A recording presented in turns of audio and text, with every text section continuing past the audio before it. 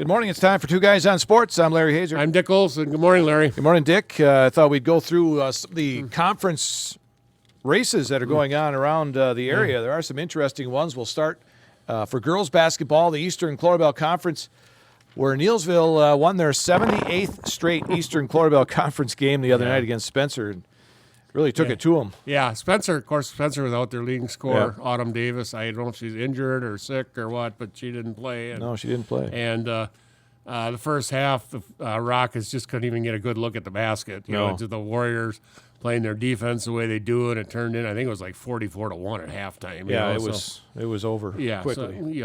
But Warriors, pretty well on their way to another Eastern Clarabelle title, but the races, Larry, are for second and third, I think, in this. Well, you got Owen Withee at 6-1, and then Greenwood and Gilman both at 4-3, and Gilman beating Marshfield Columbus 63-60. Yeah, when I watched Gilman against Neillsville, I didn't think they were that much. But then reading that they beat Columbus last night, and in 4-3, and they're right in there. And Greenwood would have win over Loyal last night at home, but how about Tyson Littner? 1,000 career rebounds. That's amazing, Larry, when you think about it. I figured out, if you play 25 games a season, you play all of them as a fresh, that's 100 games. That's 10 rebounds a game. Right. That's, a lot more than scoring 10 points. I know that. So yes. It's harder to get 10 very rebounds. impressive feat there. So yeah. All right. So there you go. That's what's going on. Columbus Catholic, by the way, 3-4 in that Eastern Clarabelle. They'll get back into action on Friday when Neillsville is at Greenwood. Colby is at Loyal. Owen Withee is at Gilman. That'll be a big one there. Yeah, because that was where Columbus Catholic struggled the other night. And you go back and I've been to the Gilman gym a few times. It's not that big a deal, but I don't know if it's a travel or what, but that's the last game Neillsville lost in the Eastern Clarabelle in, I believe, in 2019, December of 2019. So, and, I always had a high school coach tell me, I said, in those days, Gilman was pretty good travel, and he goes, he swore Bears were taking the tickets up there. That's it's a travel. It's not that far north, but it's plenty. It's a travel. Well, for the people that are in the southern part of the conference. And for years, Larry, Gilman was in the western half of the Clarabelle, and it's just pretty much in the last 15 years that they've been in the east. So it's still a little different thing. So.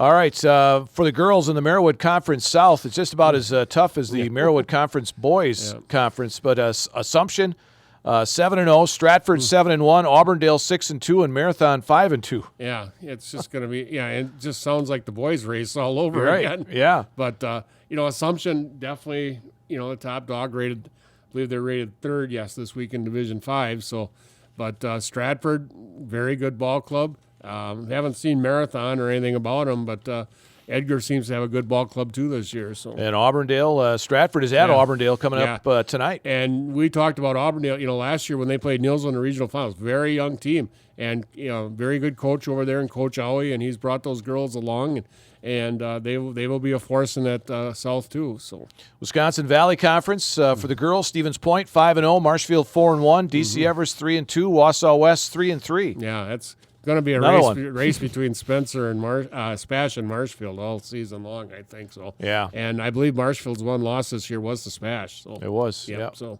all right, let's switch gears and go to the boys' side of it. First of all, girls' side of the Western Clarabelle. Oh yeah. Let's see, what do they got over there in the West? You've got Regis at 5-1. And then you have Fall Creek and McDonald Central at 4-1. So there's your three teams in that race. And you've talked about Fall Creek. You think Fall Creek is by far the best team of the three. So and you go by Neillsville's scores. Neillsville's probably a good measuring stick. They handled McDonald and Regis pretty easily and took a loss against Fall Creek. So there you go. I think that'll be the crossover first place game if I was a betting man. Yes. All right, let's go to the boys' side of it. In the Clarabelle Conference, Loyal continues to have a tremendous season. Yeah, they're off. They're running, going. They're I think they're gonna. Well, they've got. They've got. Let's see. I'm looking at the girls yet. I believe they've got Greenwood they have Owen Withee tonight. Owen Withee night, and that'll be their big game. They've got their last game of the first half is Greenwood, so you would think they would handle them, but Greenwood, after Owen Withy, after playing so stellar against Neilsville last Friday night, came back and Columbus handed to him Tuesday night. So yeah, beat him by 13. Of course, Matt Konechny had a career high 30. Yeah, Didn't doesn't hurt.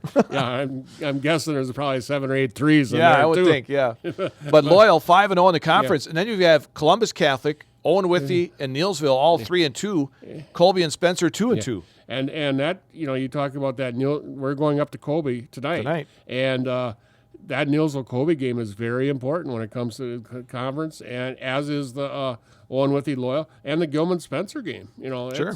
Every game has got some kind of significance on it. And it's going to be that way all the rest of the season, which makes it a lot of fun. So. Yes, it does. Yes. All right, we've talked about that Merrillwood South boys, where you have Auburndale and Stratford 6-1, Marathon 5-2. Assumption and Edgar kind of falling off a little bit at 3-4, so you got those 3 teams at the top. Yeah, and Stratford and Auburndale this week. Yeah, tomorrow night. Auburndale, so that's going to be a biggie there. That will be a big one. Yep, so it's going to be a lot of the tail of the tape there. Yep. So, but Stratford seems to be holding on really good. They play Alex Chappell, big night the other night for them against Assumption. So. And Auburndale beat Marathon in overtime. Yeah, and Blake Robb with 30 points there. So. Yeah, Auburndale's we saw them against Neilsville. They're the real deal. Yeah, I tell you what, you never take a Chad Weidenfertner coach team lightly, because his kids, no matter what graduation is, he seems to have the next group ready to play. And Rob is about as good a point guard as we've seen in the area as far as all around play. So yeah, he not only runs that offense, but he can shoot. He's a shooter. He is a shooter. So the Western Cloverbelt, by the way, getting back to the Cloverbelt, Fall Creek and Stanley Boyd are tied at 3-1 over there. And then you have Bloomer and McDonald at 2-1, and Regis at 2-2. Yeah, Regis. And we saw Stanley Boyd. Yeah, we think Stanley Boyd is pretty good. Very young. They do have some nice seniors. But Regis at Stanley Boyd tonight. That'll be a nice game tonight. But Stanley Boyd, a lot of young, a lot of young height. Charlie Hole, 6'7" or so. He's a sophomore, and the young freshman was a Dembski. He's a transfer from Thorpe. Okay. Because my son Adam said that he played on Thorpe's team last year when they were in 8th grade. Okay. So now he's at Stanley Boyd. Yep. So. And McDonald's at Fall Creek tonight too. Yeah, that'll be a dandy there. So. Yeah. So things could change in that West. Oh yeah, absolutely. As far as the standings I think things are going to jump around a lot. So we should talk quick, Larry, about the 3-point shooting for the boys. Yes. D1 Brooks Henson from Marshfield is second, and his teammate Landon Lee third in D1. D4 Parker Olmstead from Durand is first, and the previously mentioned Blake Robb fifth. So okay. And in D5 Logan Nystrom from Assumption is seventh, and as you talked about the other night, Sydney Subke and the girls leading D4 and top percentage as the girls all the way around. So her percentage might have got hurt a little bit last night. I didn't see the game. So. Yeah, she missed a few last night. So. And that's all it takes. Yeah, it really does. So D2 Kristen Wamet from Lakeland is number 2, and of course that her roots are here in Neilsville. Her dad Larry, I believe, was a 78 or 79 grad, somewhere right in there. And of course they had a pretty large family. Jay was a brother, and all good athletes for Neilsville back in the day. So you bet. All right, boys basketball in the Valley Conference, Marshfield 4-0 there, and then Wausau West, Stevens Point 3-2.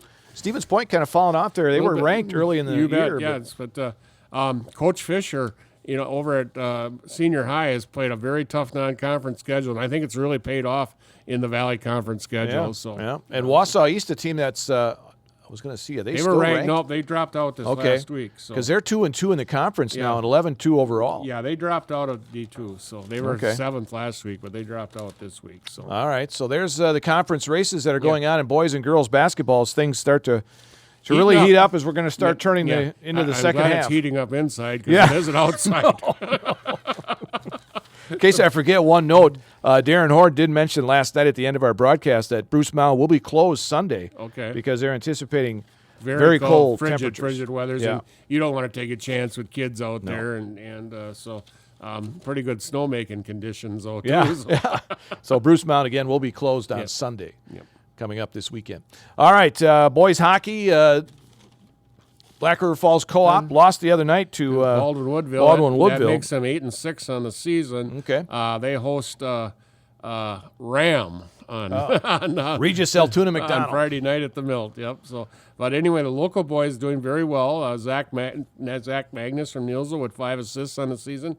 Ryan Magnuson, 7 goals and 3 assists. And Wyatt Hanna, 6 goals and 5 assists on the season. So the Nilso boys doing very, very well on the co-op this year. Yeah, so. good for them. Yep. The girls for the Black River Falls Co-op has, I believe, Winona tonight in the teddy bear toss. Yes. Yeah, that is kind of cool. I guess all the stuffed animals go to the sheriff's department or something. Yeah, they go to the fire department. And they hand out for comfort things and stuff. But teddy bear toss. Throw them out in the ice. Yeah, it gets you out there, So, but anyway, the girls' co-op is 8-7-2 on the season. Locally, Clarissa Canfield from Nielso, 2 goals and 3 assists on the season. Jordan Berg from Granton has 2 assists on the season. So 2 more good contributors to the co-op down there. So. You bet. And the teddy bear toss, like you say, tonight. So Tonight. could be fun. Yeah. High school Except wrestling. if you got to pick them up. Yeah, right. Somebody's got to pick them up. Yeah. High school wrestling, Neilsville Greenwood Loyal off to a good start in the conference, 2-0. 2-0. They are. Let's see. Tonight they're at a triangular. I wrote that. It's over at Owen Withy. Owen Withy, Thorpe, and I believe Spencer Columbus Granton. Yep. So this last weekend, Larry, they were up at the Blue Jay Challenge. Pretty good tournament up there. NGL finished 8th as a team. Stanley Boyd was 11th. Edgar 12th. Abby Colby 14th. Some nice placings. Bowden Opel, freshman, 4th at 106. Mason Anding, another freshman, 8th at 113. Chase Littner, 10th at 132. Hudson Sebesto Opel, another stellar tournament, 1st at 150. Just dominant. 5 technical falls in match. Oh, wow. So, Joseph Dahl, another kid that I don't think had made weight till now, but he finished 6th at 157. Okay. So I saw that name and I didn't recognize it. His parents own the A&W. Okay. All right. Okay. I'm not sure where he goes to school, but his parents do own the A&W down the street. I think they're from Greenwood. So. Yes, I do believe so. His dad, before they purchased A&W, his dad was a co-worker of mine at MEC. So, okay. All right. So, but then their dream was to own a place like that, and they went ahead and did it. Well, there you go. Good for them. There you go. Pretty good timing, too, because about the time they bought it, Hardy's closed. So. Yeah. Good timing. But anyway, Evan Kultzer, 10th at 165. Jake Luchter 5th at 175. Jackson Meyer, 4th at 285. Stanley Boyd had Willie Graham, 2nd at 285. Dylan Seichter, 2nd at 190. Aaron Sturm, 6th at 175. Abby Colby had Trishan Smazel, 2nd at 126. And Matt Jekyll, 2nd at 138. And Jacob Hoppy, 3rd at 190 for that tournament. So, all right. And then over at the Freedom Tournament, which is a very good tournament, by the way, there's teams from Illinois there. Evansville, who's a very good team in D2. They will have a 4-time state champion this year, by the way, Danny Heiser. Auburndale took first as a team over there, 173 points. Evansville was 2nd. Freedom, who also is a very good team, was 3rd. So Marathon was 9th over there. For Auburndale, Sawyer Cunninger, 5th at 106. Derek Goddard, 2nd at 120. Jake Grassel, 2nd at 126. Colton Weiler, another great performance, 1st at 150. Alex Becker, 2nd at 285. For Marathon, Taylor Underwood, the freshman, took 2nd at 106. I did not see who beat him, but Blake Underwood, 1st at 113. Cale Quaintance, 1st at 126. And Swain Stencil, 3rd at 144. So, yeah, I was surprised to see their team ranking was down. Yeah, the way the individuals they had a few champions. They are having a strong year. Yeah, they are. So, but a couple of good tournaments this weekend, Larry. The ladies, there's a tournament at Ladysmith. Abby Colby, Athens, Black River Falls, Cadott, and Stratford will all be at Ladysmith. And then there is a tournament at Nakusa, too, and Auburndale and NGL will both be at that, which means there will be another 150-pound matchup between Colton Weiler and Hudson Sebesto Opel. So that will be the highlight match of that tournament, I guarantee you. So, are they both seniors? Yes. Okay. Yes. All right. But Weiler is in Division III, right. Hudson in 2. So, and then Badger High School Invitational at Lake Geneva is this weekend. Marshfield is going to be down there. Marshfield is ranked 11th in D1, Larry. Kakana is also going to be there, and they are number 1 in D1. So and there's Oconomowoc is there. They have some excellent wrestlers along with West Bend East, and there's also 3 schools from Illinois going to be there. So that is a dandy tournament the Tigers are going to down there at Lake Geneva. So good warm up there. Yeah, Badger High School is a very good wrestling program down there. So a few weeks before the tournament, but good, good tune-up, I guess. Yeah, you know where you're at, right? You know where you're going to be at. You know where you're going to be at. That's right. Also in wrestling, loyal native Stephen Buchanan. Short work. I tell you, They took it to Wisconsin. Iowa did. Yeah, they have a very strong team this year, Iowa, and I think Wisconsin's a little bit in a rebuilding phase. Yeah, 45 to nothing. Yeah, usually Wisconsin. You would think Wisconsin would squeak a few out of there, but Iowa ranks second in the country behind Penn State, so they are a very strong team, and that they're able to bring in a guy like Stephen Buchanan to fill that says something about the Iowa program too. So that ought to be something when those two hook up down the road, Iowa and Penn State. Yes, yeah, because the 197, I believe, for Penn State is ranked third, I believe. So it's good. Okay. Yeah. So that'll be dandy at the conference, and then you meet, and then you go right down the way in the tournament. So, Sure. All right. Where are they now here on the show this morning? Okay, Larry, I'm going to go up to Athens and talk about Nathan Belisle. And Nathan was a 2015 graduate of Athens High School. In the fall, Nathan was a 3-year letter winner on the Blue Jay football team. His sophomore year, Athens was 9-2 and was a part of the Tri-Champs in the Cloverwood, along with Owen Withey and Loyal. They qualified for the WI Division VI playoffs, where they lost in Level 2 to Boyceville. Nathan was a starter on the offensive and defensive lines. His junior year, the Blue Jays were 9-2 and were co-champs in the Cloverwood with Owen Withey, qualifying for the WI Division VI playoffs, where they lost in Level 2 to Hurley. On defense, Nathan had 22 tackles and 1 fumble recovery, and on offense, he was a first-team All-Cloverwood offensive lineman and was also named a Channel 7 All-Star on offense. His senior year, Athens was 12-1 on the season. They were Cloverwood champs, qualifying for the WI Division VI playoffs, where they lost in Level 4 to St. Mary Springs. Nathan had 35 tackles and 1 pass interception on defense and was named first-team All-Conference on defense. On offense, he was a first-team All-Conference on the offensive line and was also named a Channel 7 All-Star and honorable mention All-State. He was also selected to play in the Wisconsin Football Coaches High School All-Star Game. In the winter, Nathan was a 2-year letter winner on the Blue Jay basketball team. His junior year, Athens was 14-8 on the year, losing to Hurley in the regionals. Nathan averaged 5 points and 3 rebounds per game. His senior year, Athens was 6-18 on the season, losing to Phillips in the regionals. Nathan averaged 6 points and 4 rebounds per game. In the spring, Nathan was a 3-year letter winner on the Blue Jay track team. His sophomore year, he was a sectional qualifier in the shot put. His junior year, he was a sectional qualifier in the shot put and discus. He placed second in the shot put, qualifying for the WI Division III state track meet, where he placed 10th with a throw of 46 feet 2 inches. His senior year, he was a sectional qualifier in both the shot put and discus. With a second place finish in the shot put, he qualified for the WI Division III state meet again, where he finished 13th with a throw of 45 feet 8 inches. After graduation, Nathan earned an athletic scholarship to play football for NCAA Division II Minnesota State at Moorhead, located in Moorhead, Minnesota. After redshirting his first year, Nathan became a 4-year starter for the Dragons. His freshman year, the Dragons were 7-4, and Nathan started all 11 games at offensive guard. His sophomore year, Moorhead was 5-6, and Nathan again started all 11 games at guard. His junior year, the Dragons were 8-4. Nathan started all 12 games and was named to the second team of the Northern States Intercollegiate Athletic Conference All-Conference team. His senior year, the Dragons were 6-5. Nathan started at 11 games at guard. He was honor mention choice on the All-Conference team and was a second-team selection on the NCAA Division II All-American Academic Team. For his career at Moorhead State, Nathan started a school record 45 consecutive games. His college coach, Steve Lacqua, described Nathan as a hard hat and lunch pail type of guy who showed up for work every day. Nathan graduated in 2020 from Minnesota State University at Moorhead with a bachelor's degree in accounting. Today, Nathan is a certified public accountant for Bailey Accounting in Billings, Montana. Nathan and his wife, Sammy, who is a Billings native, reside in Billings, Montana.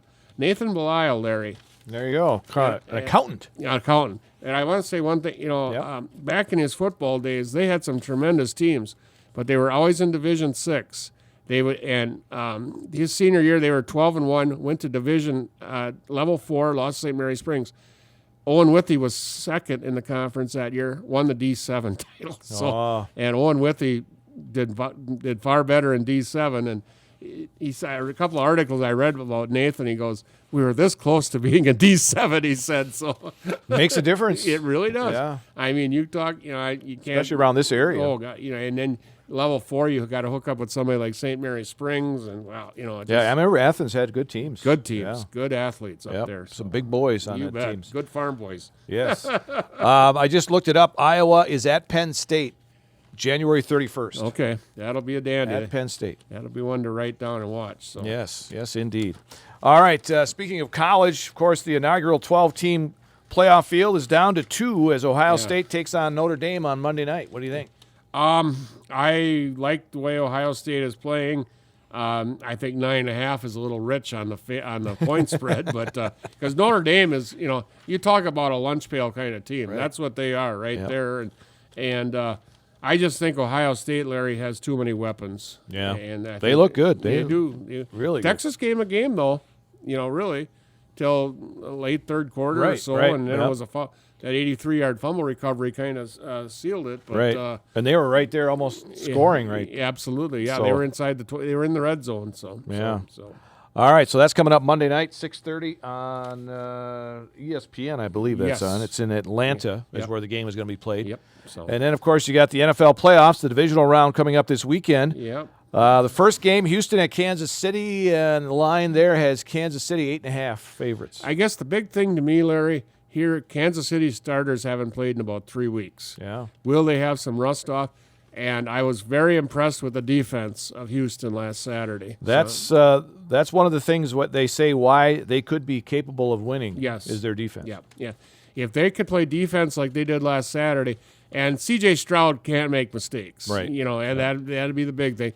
But they have an excellent kicking game and a very good defense, and I want to see how much rust is on these Kansas City players. It'll be interesting. So 3:30 on ABC ESPN on Saturday, and then Saturday night Washington is at Detroit at 7 on Fox, and right now Detroit a 9.5 point favorite. And Washington looked very good in their win at Tampa Bay.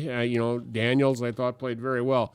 They are going into playing Detroit, and even though Detroit had the bye week, they had a game in week 18 or so, whatever. 18, yeah. And they had pretty much a playoff game there with Minnesota. I think I like Detroit by 2 touchdowns here. Okay, all right. So. The reason that Washington could win is Jaden Daniels. Yes, absolutely. He's their guy. Well, and if I think Detroit's would have to make some mistakes too, and which they haven't done much. No, absolutely not. So. Sunday, the L.A. Rams, who beat Minnesota on Monday night, are at Philadelphia at 2 o'clock on NBC. Yeah. Right now, the line is Philadelphia by 6. Yeah. I like the Rams. I think they're a nice team, got a good defense. Philly was not very crisp on offense against Green Bay, and I think the Ram defense is going to keep them in there. And those are the two things that each of the team is relying on is their defense. Yes, absolutely. Stafford's got excellent receivers and a good defense, but I'm going to go Philly at home by a field goal. I would take that, yeah. But you never know. No, never know. But I would take the favorite in that game. Yep. And then the big one comes up on Sunday night at 5:30 on CBS. Baltimore at Buffalo. Yeah. And right now Baltimore is actually favored. Yes. By 1. Yep. And actually Buffalo gets 3 points for home team. So actually you could probably call Baltimore about a 4-point favorite, which is pretty rich. Better than a field goal. So, but on the road. Yeah, I love their running game with Derrick Henry and the things he does for Lamar Jackson. I do not know. Will they have that speedy wide receiver? I don't know if you be Flowers. Yeah. He wasn't there but I don't know. I didn't hear how long he was going to be out. Mark Andrews is a great tight end. That's a toughie.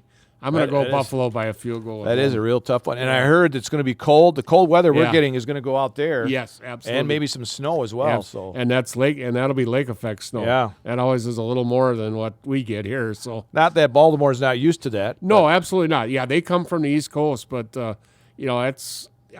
home crowd is nuts in Buffalo also too. So, and also I think Bass, their kicker, will have an advantage. He's kicked in that more than and nothing against Justin Tucker because I think he's a great kicker, but Bass seems to have an idea how to kick in that stadium. So I didn't realize, but the 4 teams that are left in the AFC are the same ones that were there last year. Yeah, you don't see that every year. No. I'll tell you that. So, Not in the NFC though. yeah. So, no. But Washington, by the way, beat the Lions in the 1999-2000 wild card round. yeah.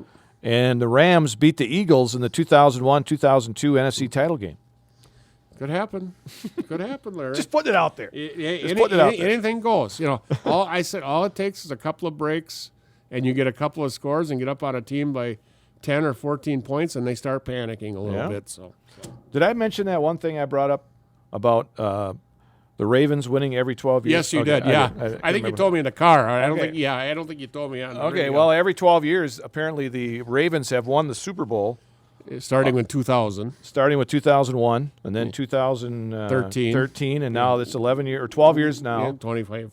And they won with a 28-year-old quarterback. Every time, too. And Lamar Jackson is 28. Yeah, because it would have been, he started with Flacco and Trent Dilfer. Dilfer, Flacco, and now Jackson. Yeah. And Jackson, far more better quarterback than Dilfer and Flacco ever were.